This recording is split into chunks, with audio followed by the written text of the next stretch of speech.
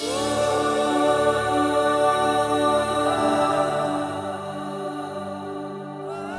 is the purpose of your life and the purpose of God's call and election in your life. This is the great promises in the Bible that God calls you to obtain His kingdom and glory. എനിക്കായൊരു ഭവനം ഉയരെ അങ്ങുയരെ ഒരുങ്ങിയിടുന്നു ദൈവസന്നിധിയിൽ. ദൈവത്തിൻ കയ്യാൽ നിർമ്മിതമാം ഭവനം ഒരുങ്ങിയിടുന്നു അങ്ങുയരെ.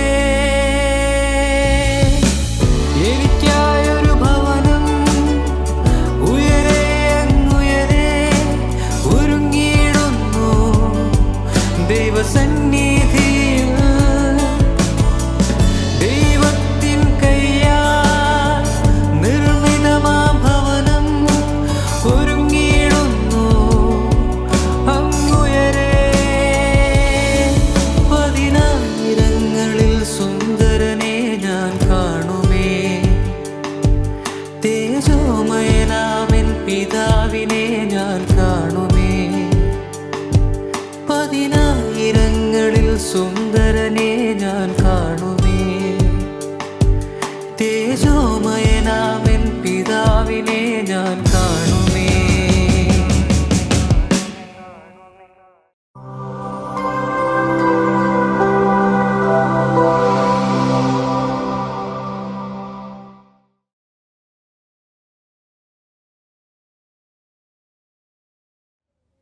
Welcome to kingdom and glory of God.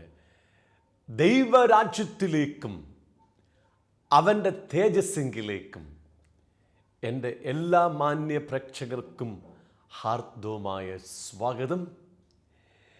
ദൈവം നമ്മെ സൃഷ്ടിച്ചിരിക്കുന്നത് അവൻ്റെ രാജ്യവും തേജസ്സും പ്രാപിക്കുവാൻ വേണ്ടിയാണ്.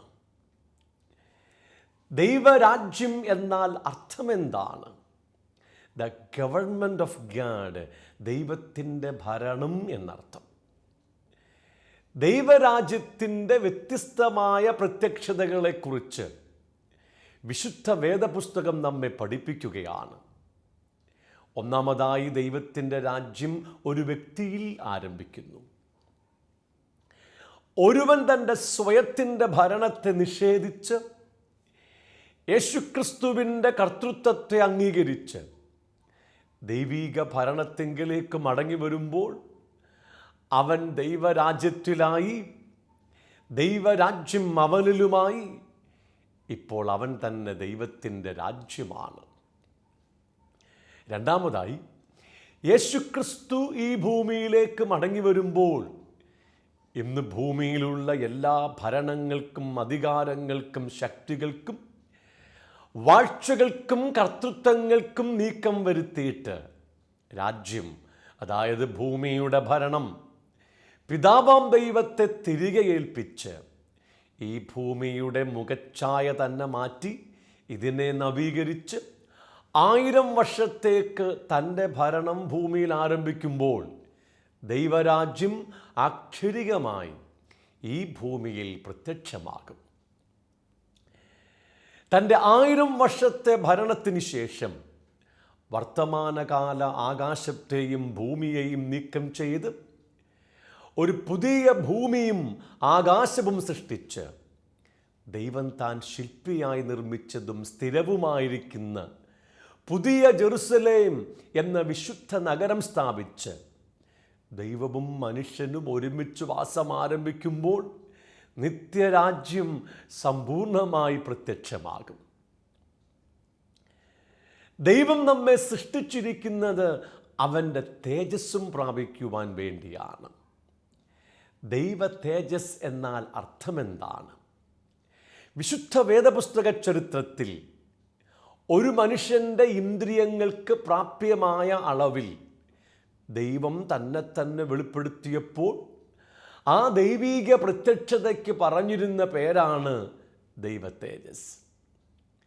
ദർശനീയവും സ്പർശനീയവും ശ്രവണീയവുമായ ദൈവ സാന്നിധ്യമാണ് ദൈവ തേജസ്. The glory of God means the visible, tangible and the audible presence of God. ദൈവജീവൻ്റെ സമ്പൂർണമായ പ്രകടീകരണമാണ് അവൻ്റെ തേജസ്. ദൈവ തേജസ് എന്ന് പറഞ്ഞാൽ ദൈവം തന്നെയാണ്. ഒരു ദൈവ പൈതലിൻ്റെ യഥാർത്ഥ അനുഗ്രഹവും അവകാശവും ഈ ഭൂമിയിലുള്ള യാതൊരു നന്മകളുമല്ല, സ്വർഗത്തിൽ ലഭിക്കുവാനിരിക്കുന്ന സവിശേഷമേറിയ പ്രതിഫലങ്ങളും പുതിയ ജെറുസലേമിൽ പ്രാപിക്കുവാൻ പോകുന്ന മനോഹരമേറിയ പാർപ്പിടങ്ങളും അവൻ്റെ യഥാർത്ഥമായ അവകാശമോ അനുഗ്രഹമോ അല്ല. ഒരു ദൈവ പൈതലിൻ്റെ യഥാർത്ഥമായ അവകാശവും അനുഗ്രഹവും സ്വർഗത്തിലെ പിതാവാം ദൈവമാണ്, അവൻ്റെ തേജസ്സാണ്. വിശുദ്ധ വേദപുസ്തകത്തിലെ മറ്റെല്ലാ ഉപദേശങ്ങളും വെളിപ്പെടുത്തിയിരിക്കുന്നത് ദൈവരാജ്യത്തിൻ്റെയും ദൈവ തേജസ്സിൻ്റെയും വെളിപാടുകളെ അടിസ്ഥാനമാക്കിയാണ്. വീണ്ടും നിങ്ങൾക്കെല്ലാവർക്കും ദൈവരാജ്യത്തിലേക്കും അവൻ്റെ തേജസ്സിങ്കിലേക്കും ഹാർദവമായ സ്വാഗതം. കഴിഞ്ഞ 76 എപ്പിസോഡുകളിലായി നാം പഠിച്ചുകൊണ്ടിരിക്കുന്നത് the importance of the word of God, ദൈവവചനത്തിൻ്റെ പ്രാധാന്യം എന്ന വിഷയത്തെക്കുറിച്ചാണ്. ദൈവവചനത്തിൻ്റെ ഏറ്റവും വലിയ പ്രാധാന്യം തിരിച്ചറിയണമെങ്കിൽ മനുഷ്യവർഗത്തിൻ്റെ ഏറ്റവും അടിസ്ഥാനപരമായ പ്രശ്നങ്ങൾ എന്താണെന്ന് നമുക്ക് വ്യക്തമായ അറിവ് വേണം. മനുഷ്യൻ ദൈവത്തിൻ്റെ നിയമങ്ങൾ ലംഘിച്ച് അവനെതിരെ പാപം ചെയ്ത് പാപത്തിൻ്റെ ശിക്ഷയായ നിത്യമരണത്തിന് വിധിക്കപ്പെട്ടിരിക്കുകയാണ്. പിതാവാം ദൈവത്തിൻ്റെ സാന്നിധ്യത്തിൽ നിന്നുള്ള നിത്യമായ വേർപാടും ദൈവജീവൻ അനുഭവിക്കുവാൻ കഴിയാത്ത അവസ്ഥയ്ക്കാണ് നിത്യമരണമെന്ന് പറഞ്ഞിരിക്കുന്നത്. ദൈവജീവൻ്റെ പൂർണ്ണതയായ തേജസ് കൂടാതെ മനുഷ്യൻ അപൂർണനാണ്. ദൈവം തൻ്റെ ജീവൻ്റെ പൂർണ്ണതയായ തേജസ്സിനാൽ ഒരു മനുഷ്യൻ്റെ ആത്മാവിൽ നിറയുന്നില്ലെങ്കിൽ അവൻ ആത്മാവിൽ ദരിദ്രനാണ്.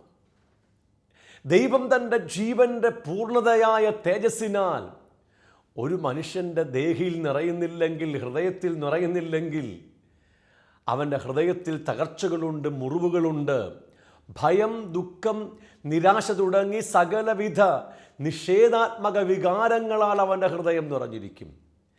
ദൈവം തൻ്റെ ജീവൻ്റെ പൂർണ്ണതയായ തേജസ്സിനാൽ ഒരു മനുഷ്യൻ്റെ ശരീരത്തിൽ നിറയുന്നില്ലെങ്കിൽ അവൻ്റെ ശരീരത്തിൽ ദ്രവത്വമുണ്ട്, രോഗമുണ്ട്, മരണമുണ്ട്. ദൈവം തൻ്റെ ഏകജാതനായ പുത്രൻ യേശുക്രിസ്തുവിനെ മനുഷ്യവർഗത്തിൻ്റെ പകരക്കാരനായി ഭൂമിയിലേക്ക് അയച്ച് അവൻ്റെ ക്രൂശ് മരണം മുഖാന്തരം മനുഷ്യവർഗത്തിൻ്റെ പാപങ്ങൾക്ക് പരിഹാരം വരുത്തി പാപത്തിൻ്റെ ശിക്ഷയായ നിത്യമരണത്തിൽ നിന്ന് അവനെ രക്ഷിച്ച് തൻ്റെ ജീവനെയും ആത്മാവിനെയും അവന് ദാനമായി കൊടുത്തിരിക്കുകയാണ്. ഇപ്പോൾ യേശുവിൽ വിശ്വസിക്കുന്ന ഒരുവൻ്റെ ആത്മാവിലേക്ക് ദൈവജീവനും ദൈവത്തിൻ്റെ ആത്മാവും പ്രവേശിച്ച് അവനെ ദൈവത്തിൽ നിന്നും ജനിപ്പിച്ച് ദൈവത്തിൻ്റെ മകനാക്കി തീർത്തിരിക്കുകയാണ്. ഇനി ഓരോ നിമിഷവും ജീവൻ്റെ സമൃദ്ധിയിലേക്ക് അവനൊരു വളർച്ചയുണ്ട്. എങ്ങനെയാണ് ദൈവജീവൻ്റെ സമൃദ്ധിയിലേക്ക് വളരുന്നത്? യേശുക്രിസ്തു പറഞ്ഞു, ഞാൻ നിങ്ങളോട് സംസാരിച്ച വചനങ്ങൾ ആത്മാവും ജീവനുമാണ്. അതായത് ഓരോ വിശുദ്ധ തിരുവെഴുത്തുകളും ദൈവജീവനാലും ആത്മാവാലും നിറയ്ക്കപ്പെട്ടിരിക്കുകയാണ്. വചനം ഒരുവൻ്റെ അകത്തേക്ക് ഇറങ്ങി വരുമ്പോൾ വചനം ജീവനായി മാറ്റപ്പെടുന്നു, ആത്മാവായി മാറ്റപ്പെടുന്നു.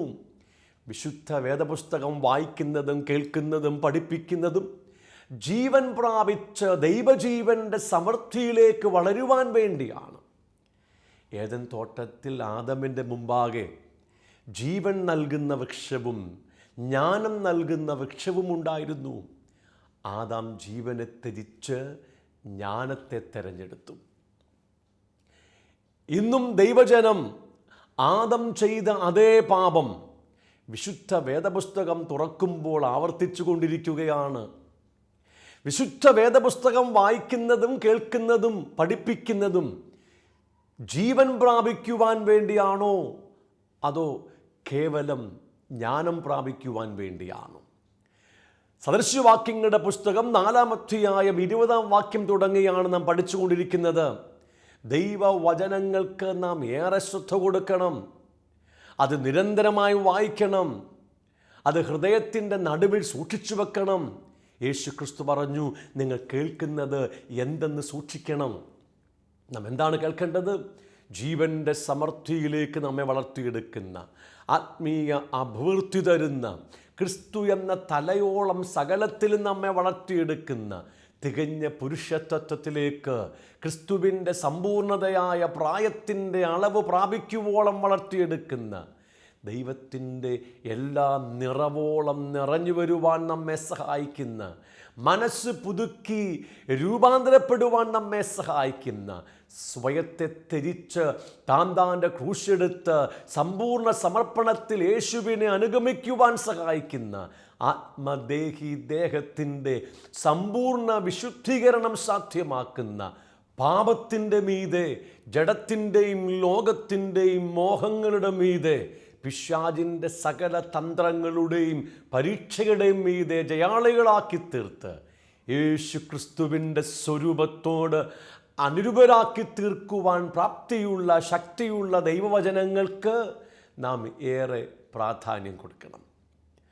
സദൃശവാക്യങ്ങളുടെ പുസ്തകം 4-ാം അധ്യായം 22-ാമത്തെ വാക്യം ഞാൻ നിങ്ങളെ വായിച്ചു കേൾപ്പിക്കാം. അവയെ കിട്ടുന്നവർക്ക് അവ ജീവനും അവരുടെ സർവ്വദേഹത്തിനും സൗഖ്യവുമാകുന്നു.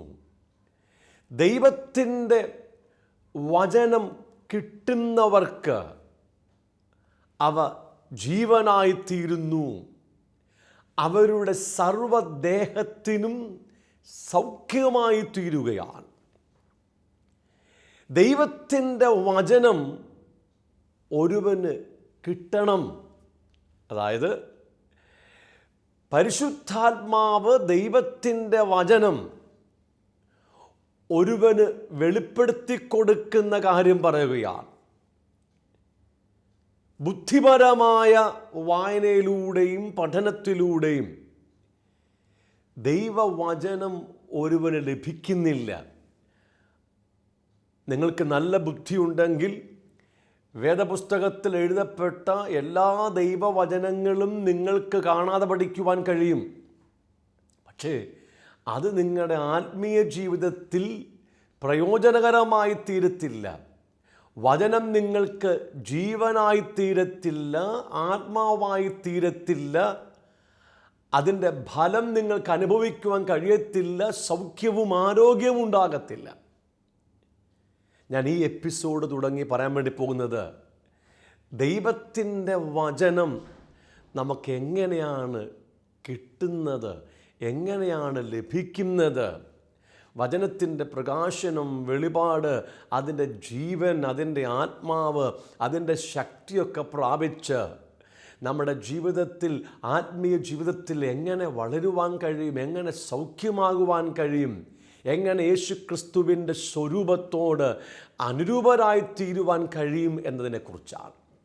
വളരെ പ്രധാനപ്പെട്ട 8 പോയിൻറ്റുകൾ ഞാൻ ഇതുമായുള്ള ബന്ധത്തിൽ നിങ്ങളോട് പറയാൻ വേണ്ടി പോവുകയാണ്. ഒന്നാമതായി, ജ്ഞാനത്തിൻ്റെയും വെളിപാടിൻ്റെയും ആത്മാവിനെ നമ്മുടെ ഹൃദയത്തിലും ബുദ്ധിയിലും സ്വതന്ത്രമാക്കുക എന്നുള്ളതാണ്. എഫെസ്യർക്ക് എഴുതിയ ലേഖനം 1-ാം അധ്യായം അതിൻ്റെ 15-ാം വാക്യം തുടങ്ങി പൗലോസ് അപ്പോസ്തലൻ ദൈവസഭയ്ക്കു വേണ്ടി പ്രാർത്ഥിക്കുന്ന അതിശ്രേഷ്ഠമേറിയ ഒരു പ്രാർത്ഥന രേഖപ്പെടുത്തിയിരിക്കുകയാണ്. അതിൻ്റെ 17-ാം വാക്യത്തിൽ ഇങ്ങനെ വായിക്കുന്നു: നമ്മുടെ കർത്താവായ യേശുക്രിസ്തുവിൻ്റെ ദൈവവും മഹത്വമുള്ള പിതാവുമായവൻ നിങ്ങൾക്ക് തന്നെക്കുറിച്ചുള്ള പരിജ്ഞാനത്തിൽ ജ്ഞാനത്തിൻ്റെയും വെളിപാടിൻ്റെയും ആത്മാവിനെ തരേണ്ടതിനും, അതായത് ഒരു വ്യക്തിക്ക് ദൈവപരിജ്ഞാനം ലഭിക്കണമെങ്കിൽ, എഴുതപ്പെട്ട വചനത്തിൻ്റെ പ്രകാശനം ലഭിക്കണമെങ്കിൽ, ആത്മീയ സത്യം ലഭിക്കണമെങ്കിൽ, ആ വചനത്തിൽ രേഖപ്പെടുത്തിയിരിക്കുന്ന ജീവനെയും ആത്മാവിനെയും പ്രാപിക്കണമെങ്കിൽ അവനാദ്യം ആവശ്യമായിരിക്കുന്നത് ജ്ഞാനത്തിൻ്റെയും വെളിപാടിൻ്റെയും ആത്മാവാണ്. അതായത് പരിശുദ്ധാത്മാവിന് മാത്രമേ എഴുതപ്പെട്ട വചനങ്ങൾ നമുക്ക് നൽകുവാൻ കഴിയത്തുള്ളൂ. താഴോട്ടുള്ള വേദഭാഗങ്ങൾ വായിക്കുന്നത്, നിങ്ങളുടെ ഹൃദയദൃഷ്ടി പ്രകാശിപ്പിച്ചിട്ട്, അതായത് ജ്ഞാനത്തിൻ്റെയും വെളിപാടിൻ്റെയും ആത്മാവിനെ പ്രാപിച്ചാൽ നമ്മുടെ ഹൃദയത്തിൻ്റെ ദൃഷ്ടി പ്രകാശിപ്പിക്കപ്പെടും. ഹൃദയത്തിൻ്റെ ദൃഷ്ടി എന്ന് പറഞ്ഞിരിക്കുന്നത് നമ്മുടെ ബുദ്ധിയാണ്, നമ്മുടെ മനസ്സാണ്. നമ്മുടെ ഹൃദയത്തിലേക്ക് സകല കാര്യങ്ങളും പ്രവേശിക്കുന്നത് നമ്മുടെ ബുദ്ധിയിലൂടെയാണ്, നമ്മുടെ ചിന്തയിലൂടെയാണ്. നമ്മുടെ സാധാരണമായിരിക്കുന്ന ബുദ്ധിയിലൂടെ ആത്മീയ വിഷയങ്ങൾ, ദൈവവചനത്തിൻ്റെ പ്രകാശനങ്ങൾ നമ്മുടെ ഹൃദയത്തിലേക്ക് വരുന്നില്ല. അതിന് ദൈവം ആദ്യം ജ്ഞാനത്തിൻ്റെയും വെളിപാടിൻ്റെയും ആത്മാവിനെ നമ്മുടെ ബുദ്ധിയിലും ഹൃദയത്തിലും തന്ന് ആ ആത്മശക്തിയാൽ ഹൃദയത്തിൻ്റെ ദൃഷ്ടിയായ ബുദ്ധിയെ, മനസ്സിനെ പ്രകാശിപ്പിക്കുന്നു. ഇപ്പോൾ ദൈവത്തിൻ്റെ വചനം അറിയുവാൻ, സ്വീകരിപ്പാൻ നിങ്ങളുടെ മനസ്സ് ഒരുക്കപ്പെട്ടു കഴിഞ്ഞു. താഴോട്ട് വായിച്ചു കേൾപ്പിക്കാം.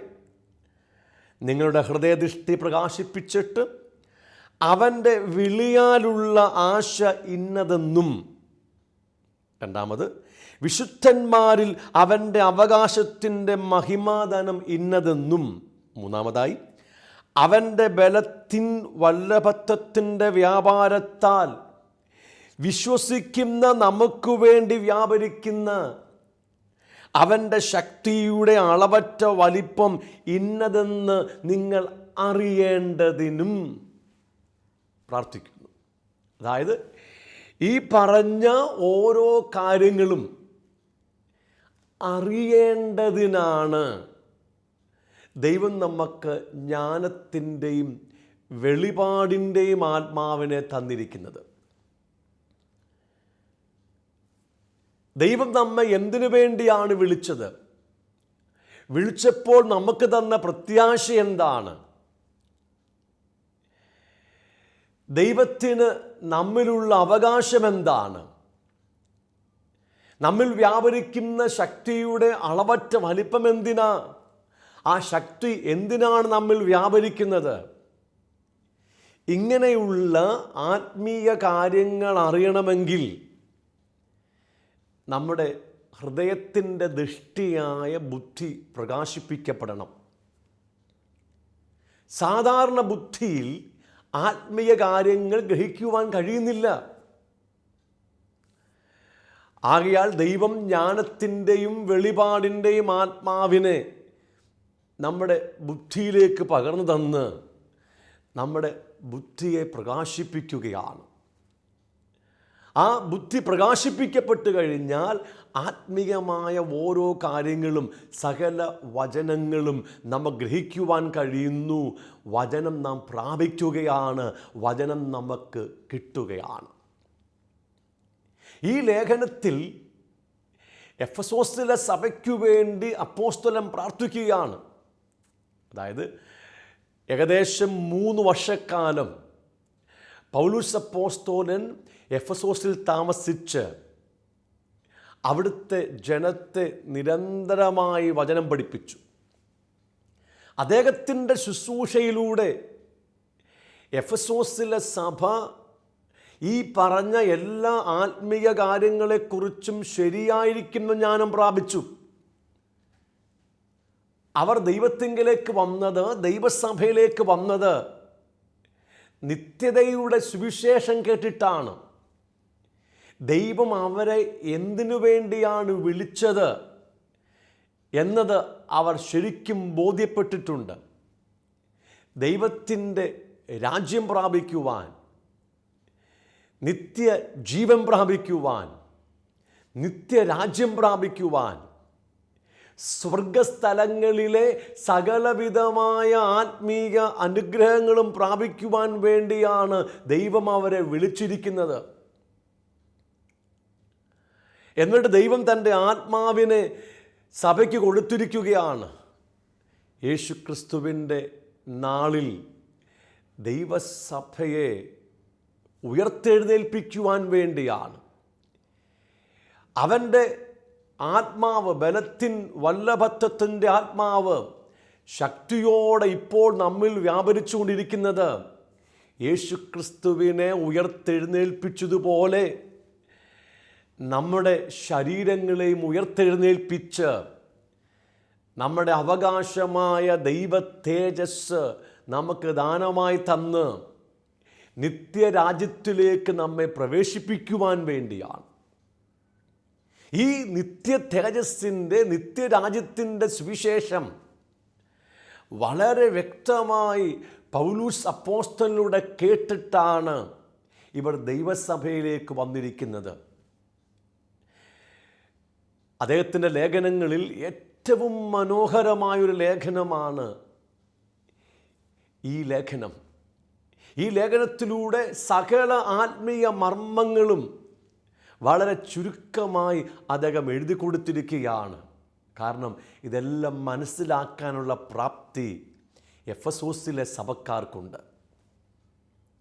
3 വർഷം നിരന്തരമായി ഈ ആത്മീയ സത്യങ്ങൾ അദ്ദേഹം അവരെ പഠിപ്പിച്ചുകൊണ്ടിരുന്നു. അതുകൊണ്ട് ദൈവസഭകളുടെ കൂട്ടത്തിൽ ഏറ്റവും ഉന്നതമായ മൂല്യം സൂക്ഷിച്ച സഭയായിരുന്നു എഫെസോസിലെ സഭ. ഇപ്പോൾ അദ്ദേഹം അവർക്ക് ലേഖനം എഴുതുമ്പോൾ താൻ അവർക്ക് വേണ്ടി പ്രാർത്ഥിക്കുകയാണ്. നിങ്ങൾ ഈ ആത്മീയ സത്യമെല്ലാം കേട്ടു, അത് ബോധ്യപ്പെട്ടിട്ടുണ്ട്, എന്നാൽ അത് പോരാ. ജ്ഞാനത്തിൻ്റെയും വെളിപാടിൻ്റെയും ആത്മാവിനെ ദൈവം നിങ്ങൾക്ക് അധികമായി തരണം. ജ്ഞാനത്തിൻ്റെയും വെളിപാടിൻ്റെയും ആത്മാവിനെ നിങ്ങൾ അധികമായി പ്രാപിച്ചെങ്കിൽ മാത്രമേ നിങ്ങളുടെ ഹൃദയത്തിൻ്റെ ദൃഷ്ടിയായ മനസ്സ്, ബുദ്ധി അധികം പ്രകാശിപ്പിക്കപ്പെടുകയുള്ളൂ. അങ്ങനെ നിങ്ങളുടെ ഹൃദയത്തിൻ്റെ ദൃഷ്ടി അധികം പ്രകാശിപ്പിക്കപ്പെട്ടെങ്കിൽ മാത്രമേ ഈ ആത്മീയ സത്യങ്ങളെ നിങ്ങൾ തിരിച്ചറിഞ്ഞ് ഈ ആത്മീയ സത്യത്തിൻ്റെ പ്രകാശനത്തിൽ വളരുകയുള്ളൂ. ദൈവവചനത്തിൻ്റെ സത്യം, അതിൻ്റെ പ്രകാശനം, അതിൻ്റെ വെളിപാടുകൾ പുരോഗമനപരമായി നടക്കുന്ന ഒന്നാണ്, വർധനാത്മകമാണ്. ഓരോ ദിവസവും അത് നമ്മുടെ അകത്ത് വർദ്ധിച്ചു കൊണ്ടിരുന്നെങ്കിൽ മാത്രമേ ഈ ഭൂമിയിൽ തികഞ്ഞ വിശുദ്ധിയിൽ, തികഞ്ഞ ആത്മീയരായി നമുക്ക് ജീവിക്കാൻ കഴിയുകയുള്ളൂ. ദൈവത്തിൻ്റെ വചനം നമുക്ക് ലഭ്യമാകണമെങ്കിൽ ദൈവം ജ്ഞാനത്തിൻ്റെയും വെളിപാടിൻ്റെയും ആത്മാവിനെ നമുക്ക് തരണം. പരിശുദ്ധാത്മാവിന് മാത്രമേ ഈ ആത്മീയ സത്യത്തിൽ നമ്മെ വഴി നടത്തി അതിൻ്റെ പൂർണ്ണതയിൽ എത്തിക്കുവാൻ കഴിയുകയുള്ളൂ. കിങ്ഡം ആൻഡ് ഗ്ലോറി മിനിസ്ട്രീസിൻ്റെ ആഫ്രിക്കൻ മിഷനിലേക്ക് എൻ്റെ എല്ലാ മാന്യപ്രേക്ഷകർക്കും ഹാർദവമായ സ്വാഗതം. ആഫ്രിക്കയുടെ മിക്ക രാജ്യങ്ങളിലും തുടരുന്ന ആഭ്യന്തര യുദ്ധങ്ങളിൽ നിന്നും അഭയാർത്ഥികളായി യുഗാണ്ടയിൽ ജീവിക്കുന്ന 40 ലക്ഷത്തിലധികം വരുന്ന ജനങ്ങളുടെ മധ്യത്തിലാണ് നമ്മുടെ പ്രവർത്തനങ്ങൾ ഇപ്പോൾ നടന്നുകൊണ്ടിരിക്കുന്നത്.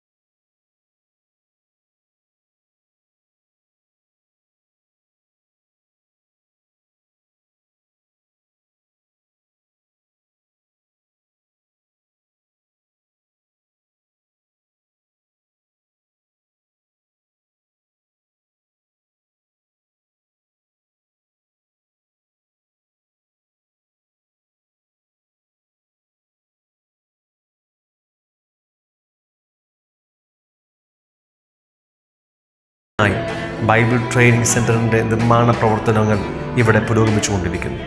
അനാഥരും ശാരീരിക വൈകല്യങ്ങളുമുള്ള കുഞ്ഞുങ്ങൾക്ക് വേണ്ടി ഒരു ബോർഡിംഗ് സ്കൂൾ, ഒരു കുഴൽക്കിണർ നിർമ്മാണ യൂണിറ്റ്, മൊബൈൽ മെഡിക്കൽ യൂണിറ്റ് തുടങ്ങിയവ ആരംഭിക്കുവാനുള്ള ഒരുക്കത്തിലാണ് നമ്മൾ.